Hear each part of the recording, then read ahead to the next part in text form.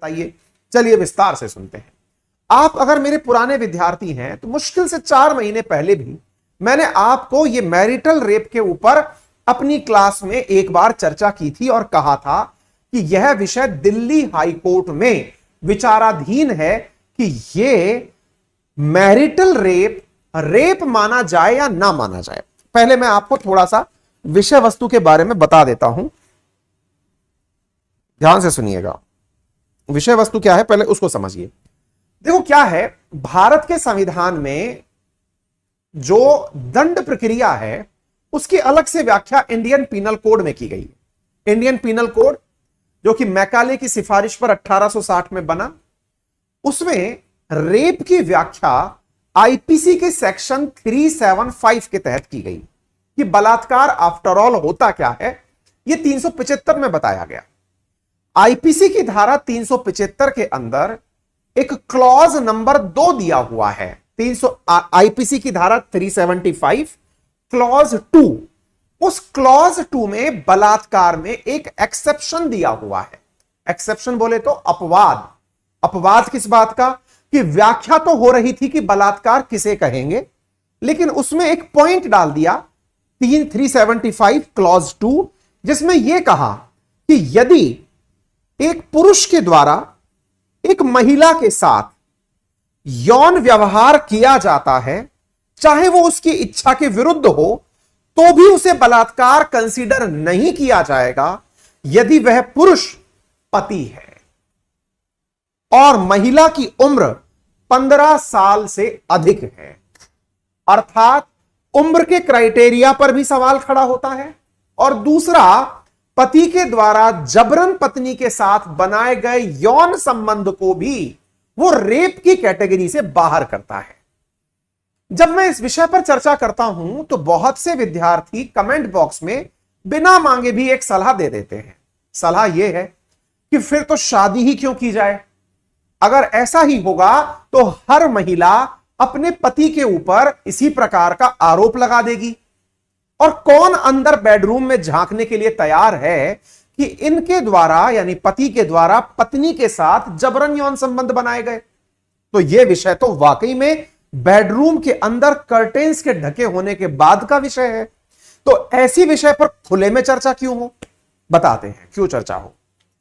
आपको सुनना सबसे पहले जो तथ्य चाहिए वो ये है कि आईपीसी की धारा 498 के तहत घर में होने वाला डोमेस्टिक वायलेंस का मतलब घरेलू हिंसा या प्रताड़ना दंडनीय अपराध है।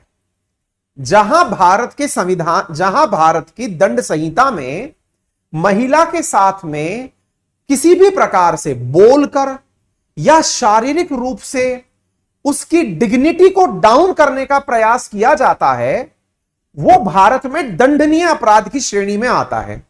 ध्यान से सुनिएगा, और यह विषय गंभीर है, इसलिए आपसे निवेदन है कि चैट पर तो होल्ड लगाइए और दिमाग खोल लीजिए। चैट करने से बेहतर है कि दिमाग के खुलेपन से इस विषय को सुने, ताकि आप इस विषय में अंदर तक पहुंच पाएं। चैट होल्ड कर दीजिए, एकदम शांत हो जाने दीजिए चैट को। मैं आपके विचार जानने के लिए वैसे भी बीच में तो नहीं जान पाऊंगा, सवाल खत्म हो जाए आप उसके बाद कमेंट बॉक्स भर देना अपने ज्ञान से। फिलहाल के लिए एक छोटा सा आर्ग्यूमेंट कर लेते हैं। आप सब लोगों को यह पता है कि यदि कोई महिला वैवाहिक जीवन जी रही है और उस महिला को उसके ससुराल वालों के द्वारा या फिर पति के द्वारा या पति के जो मतलब उस महिला के इन-लॉज जो हैं उनके द्वारा किसी भी प्रकार से महिला की डिग्निटी को कम करने का कोई भी प्रयास किया जाता है, तो वह प्रयास घरेलू हिंसा में शामिल किया जाता है। आप सब ये बात जानते होंगे, मुझे यकीन है। और उस घरेलू हिंसा में महिला को बोले गए वो शब्द जो उसका आत्मसम्मान गिराते हैं, उन सब के ऊपर पनिशेबल ऑफेंस के तहत सजा का प्रावधान है। ठीक है, तो क्यों साहब इस बात को क्यों बता रहे हो? मैं इसलिए बता रहा हूं कि महिला को अगर पीटा जाए तो जेल का प्रावधान है, और महिला के साथ जबरन यौन संबंध बनाया जाए, महिला के साथ पुरुष के द्वारा बलात्कार किया जाए, तो वो सजा का प्रावधान नहीं रखता है। विचार करिए, क्या आपको अपने आप से नहीं प्रतीत होता कि यार ये तो बहुत बड़ा क्राइसिस है? अब आपके दिमाग में अचानक बनने लगेगा, आप पक्ष विपक्ष थोड़ी देर के लिए साइड में हटा दीजिए। मैं आपसे जिस सवाल को बात कर रहा हूं, आप खुद से विचार करिए। आप जब खुद पति के रोल में होते हैं तो अपने आप को आप डिफेंसिव सोचते हैं, लेकिन आप अपनी बहन के लिए, अपनी बेटियों के लिए जब आप विचार करें कि जब आपकी बहन बेटियां शादी होकर जिस घर में जाएं, उस घर में उनके साथ होने वाली किसी भी प्रकार की हिंसा पर उनको आईपीसी की धारा 498 के तहत यह सम्मान, 498A के तहत यह सम्मान है कि वो अपनी उस शिकायत को लेकर के थाने जा सकती हैं और ससुराल वालों को जेल में बिठा सकती हैं।